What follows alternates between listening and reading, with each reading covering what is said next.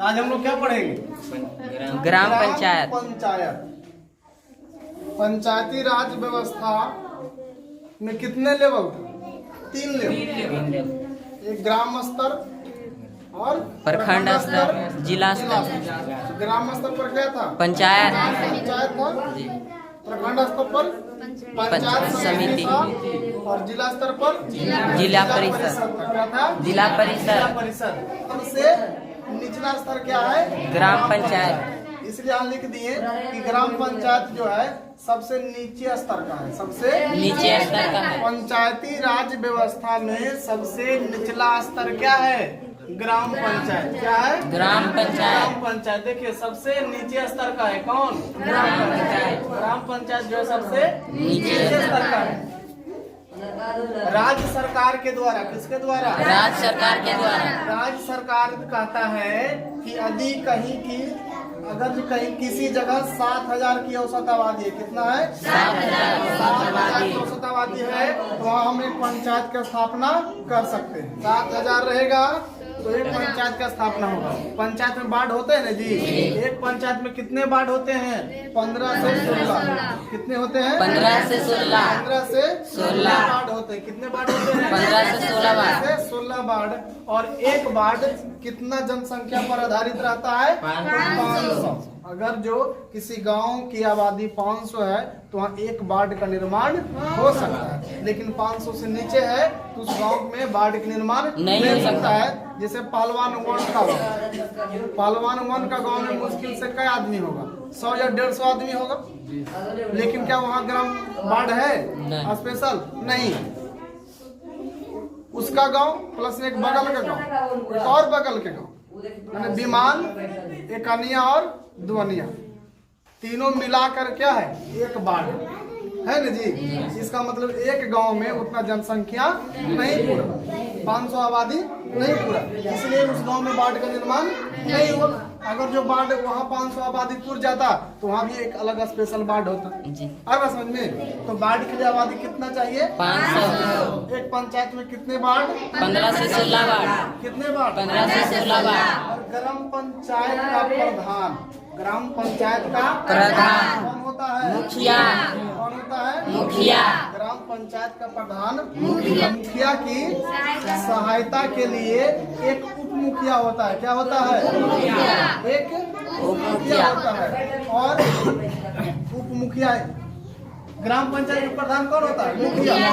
और उसकी सहायता के लिए क्या होता है? मुखिया। उसकी सहायता के लिए मुखिया होता है। उसकी सहायता के लिए क्या होता है? मुखिया होता है। और सरकार उस पंचायत में एक पंचायत सेवक का भी नियुक्ति करता है। किसका नियुक्ति करता है? पंचायत सेवक का। पंचायत सेवक का नियुक्ति करता है, जिसे आम भाषा में हम लोग क्या कहते हैं? सचिव। क्या कहते हैं? सचिव। तो ग्राम पंचायत में सबसे पहले मुखिया हुआ, फिर क्या हुआ? मुखिया होगा, फिर क्या हुआ? पंचायत सेवक, जिसे हम लोग क्या कहते हैं? सचिव। जो क्या कहलाता है? सचिव कहलाता है। तो इस सब में से सबसे प्रधान कौन होता है? मुखिया। कौन होता है? मुखिया। उसके बाद कौन हुआ? मुखिया। फिर क्या हुआ? सचिव। और ग्राम पंचायत जो है आरक्षण भी देता है। क्या देता है? आरक्षण की व्यवस्था है। ग्राम पंचायत में आरक्षण की भी व्यवस्था है। लेकिन किसको आरक्षण दिया जाए? आरक्षण किसको दिया जाए? तो अनुसूचित जाति को। किसको? अनुसूचित जाति को। अनुसूचित जनजाति को। अनुसूचित जनजाति को। और पिछड़ा वर्ग को। बस 3 गो के, अनुसूचित जाति, अनुसूचित जनजाति और पिछड़ा वर्ग, इतना को क्या की व्यवस्था है? आरक्षण की व्यवस्था है। कोई दिक्कत नहीं। और एक महिला को भी आरक्षण दिया गया है। ग्राम पंचायत में महिला को भी आरक्षण दिया गया है। किसको? महिला को। महिला को आरक्षण कितना दिया गया है? 50%। 50%। कितना? 50%। 50% आरक्षण। पूछेगा कि महिला को 50% आरक्षण किस अधिनियम के द्वारा है? तो बिहार पंचायती राज अधिनियम 2006 के तहत। बिहार पंचायती राज अधिनियम 2006 के तहत। बिहार पंचायती राज अधिनियम 2006 के तहत महिला को कितना परसेंट आरक्षण है?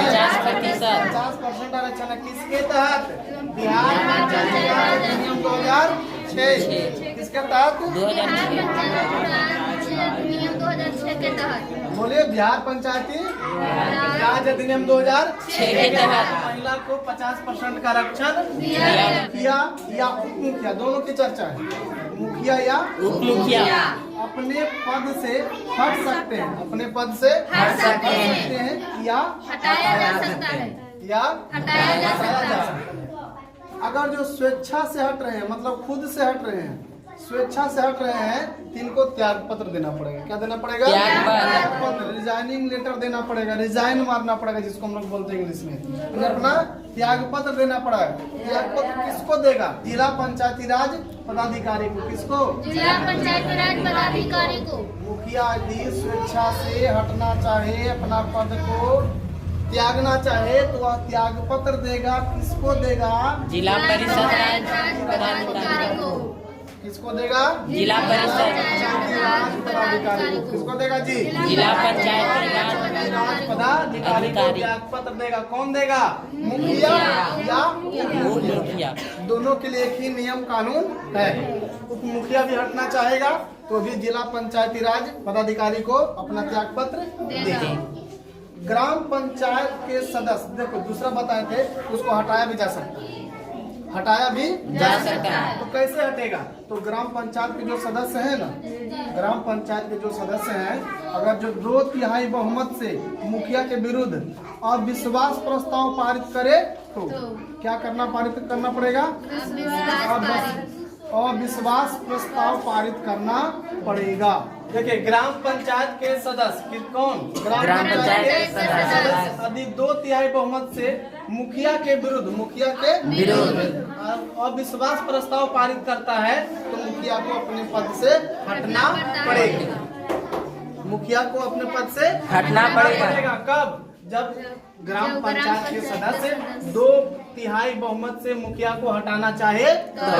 अगर जो 2/3 बहुमत से मुखिया के खिलाफ अविश्वास प्रस्ताव पारित कर दिया तो मुखिया को हटना पड़ेगा। अब है देखिए ग्राम पंचायत का कार्य। ग्राम पंचायत का कार्य क्या है?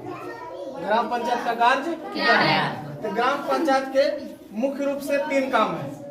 अपना पंचायत क्षेत्र का विकास करना, अपना पंचायत क्षेत्र का विकास करना। विकास कैसे होगा?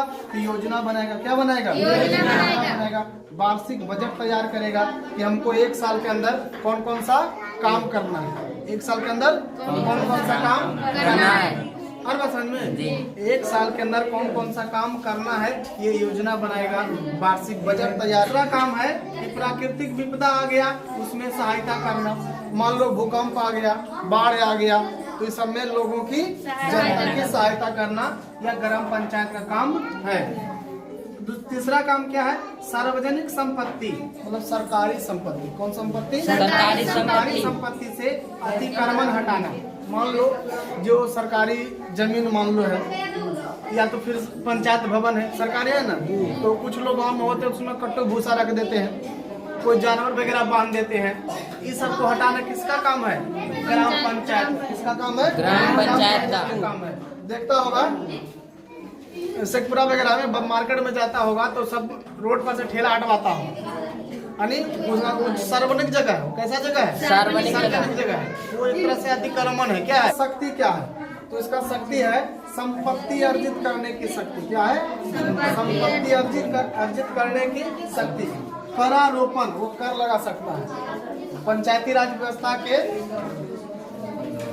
नहीं, पंचायत अपना विकास के क्षेत्र के विकास के लिए नहीं, कहने का मतलब वो करारोपण। करारोपण का मतलब है वह टैक्स लगा सकता है। इंग्लिश में क्या बोलेंगे? टैक्स। जैसे जल पर टैक्स लगा सकता है, स्वच्छता पर टैक्स लगा सकता है, या मेला वाला लगता है ना तो वहाँ ढेर सारा गाड़ी उड़ी आता है ना, तो वहाँ जब रोकता है तो वहाँ गाड़ी से पैसा ले सकता है, सरकारी रसीद बनाकर। वो सब पैसा कहाँ जाएगा? ग्राम पंचायत में। कहाँ जाएगा? ग्राम पंचायत। यानी स्वच्छता कर या मेला या हाट पर वाहन निबंधन पर फीस भी लगा सकता है। और राज्य वित्त आयोग की अनुशंसा पर, राज्य वित्त आयोग की अनुशंसा पर जो संचित निधि है उसे अनुदान प्राप्त करने का भी अधिकार है। ग्राम पंचायत के प्रमुख अंग, ग्राम पंचायत के प्रमुख अंग। ग्राम पंचायत के कौन कौन सा प्रमुख अंग है जी? पहला ग्राम सभा। क्या है? ग्राम सभा। दूसरा दूसरा है ग्राम रक्षा दल। क्या है? ग्राम रक्षा दल। ग्राम रक्षा दल, इसी को कहते हैं दलपति। क्या कहते हैं? दलपति। ग्राम रक्षा दल को क्या कहते हैं? दलपति कहते हैं। क्या कहते हैं? दलपति कहते हैं। और चौथा में क्या है? ग्राम कचहरी। क्या है? ग्राम कचहरी। तो सबको हम लोग एक एक करके देखेंगे। देखिए हम लोग क्या देख रहे थे? ग्राम पंचायत के प्रमुख अंग। ग्राम पंचायत के प्रमुख अंग कौन कौन है? ग्राम सभा, मुखिया, ग्राम रक्षा दल, इसी को क्या बोलेंगे? दलपति। और क्या है? ग्राम कचहरी। सबसे पहले हम किसको देखेंगे? ग्राम सभा। किसको देखेंगे? ग्राम सभा। तो ग्राम सभा हेडिंग है क्या? ग्राम सभा। यह पंचायत की व्यवस्थापिका सभा है। कैसा के बारे में क्या है? यह पंचायत की व्यवस्थापिका सभा है। यानी इसका सदस्य कौन कौन हो सकता है? इसका सदस्य स्त्री भी हो सकता है और पुरुष भी हो सकता है।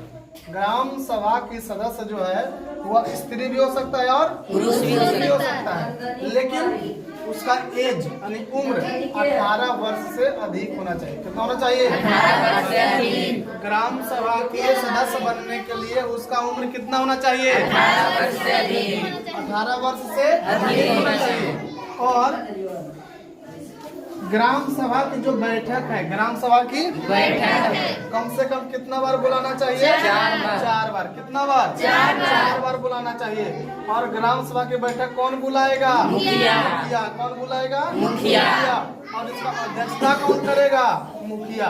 इसका अध्यक्षता कौन करेगा? मुखिया। बुलाएगा भी मुखिया, अध्यक्षता भी करेगा मुखिया। कोई दिक्कत यहाँ तक? नहीं।